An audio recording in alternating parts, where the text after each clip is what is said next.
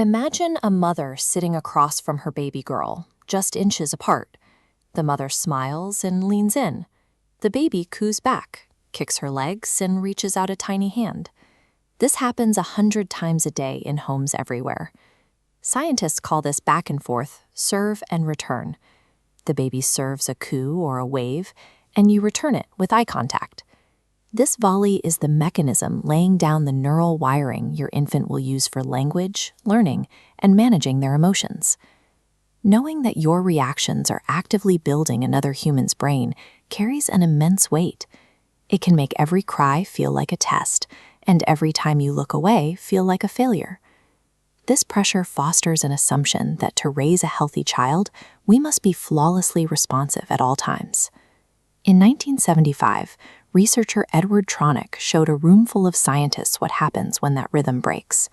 He designed a study with 3 short phases: play, still phase, and reunion. During the still phase, the parent does something strange. Right on cue, they go completely still. They drop their expression to a blank neutral. They don't talk or smile, offering zero response even though they are sitting right there. Within seconds, the baby notices. They try a bright smile. When nothing comes back, they point, squeal, and reach up. As the blank face holds, the child's body begins to crumble.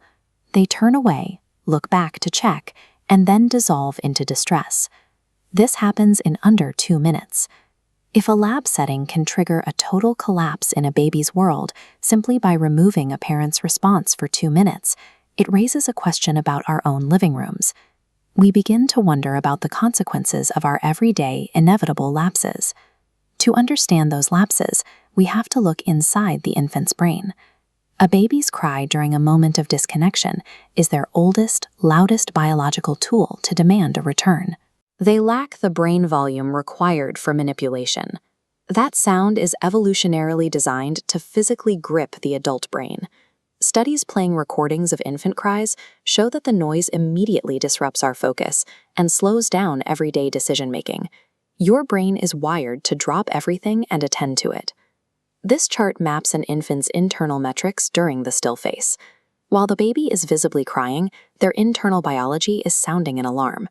Their heart rate climbs and their stress metrics spike as they try to process the broken connection. A broken connection triggers a measurable biological alarm. The infant experiences a wave of distress inside a nervous system too immature to calm itself. These momentary ruptures quietly predict something about the future. Researchers tracked 108 babies, running the still phase test at 3 months and then evaluating their attachment at 12 months. This flowchart maps early coping styles to long-term bonds. Babies who stayed socially oriented tended toward secure attachment.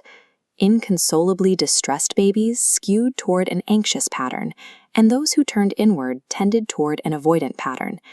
For a tired parent, hearing that everyday disconnections shape long-term attachment can trigger feelings of guilt. We all miss cues when we are distracted, when we're exhausted, or making dinner. While these ruptures are stressful, the longitudinal data indicates that the final phase of the experiment carries the most weight in shaping the bond. The third part of the study is the reunion. The parent comes back, their face softens, they re-engage, and the baby slowly recovers. Returning to the internal metrics, we see the physical impact of that reunion.